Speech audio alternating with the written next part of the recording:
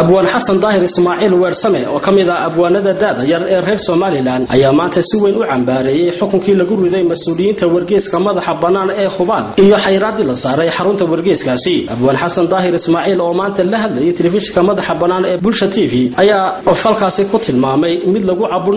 lagu caburinayo saxaafadda madaxa banaan iyo xoriyatul qowlka. waxa uu sheegay abwaan weersame in arrintan ay tahay mid muujinaysa sida aanay u jirin wax garsoor ah oo cadaalad ku salaysan islamarkaana ay isku milmeen waaxda garsoorka iyo waaxda xukuumadda Soomaaliland. waana kan abwaan xasan daahir ismaaciil weersame oo arrimahaasi ka hadlaya. alxamdulillaah wahda wasalaatu wasalaamu ala nabiy ba'da wal maasantiin kulay dareenkay ku wajahan Khubal anoo xun baan u arkaa in Khubal oo kaliya ta mushkilad aan ku koobnayn waxay sayay tahay runtii xukuumadii moogtay Khubal waxa lagu haystaa inay tahay malaha run bay sheegtay sayay la muuqato Khubaloon ogahay in loo daatay xarunteedii oo mulkiilaheeda Maxamed Cabdi Jaamac gacanta la jabiyay Xasan Kayf oo imka 2 sano lagu xukumayna muxuu hayay isagana hagardaamooyin kale loo geystay iyagoo toodii qoyan tahay oo cidii falka u geysatay waliba ay ka tirsan tahay ciidankii xukuumadda ay ka tirsan tahay oo iyagii aan waxba laga qaban in toodii lagu dambaysay iyagii dib loo xidhxidho inaad aqliga saliimkii wuxuu inoo sheegay inay baadil tahay xukunka noocaasi moogtay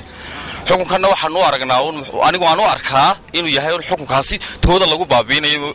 inuu yahay garna waa loo wada islaam xukuumad iyo garsoorka la madax banaana waqti xaadirkan ma jiraan kolka anigu xukunka lagu rido dhan baan baadil oo arkabo iyo wax beena intaas ay la muuqataa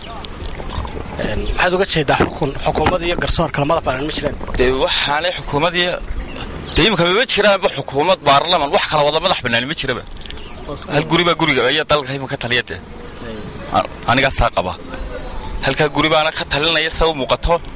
check and balances kii oo dhan baa kolka dalka imka lunsan sidoo yahay kolka garsoorku xukunka uu ridaa waa xukun politically motivated oo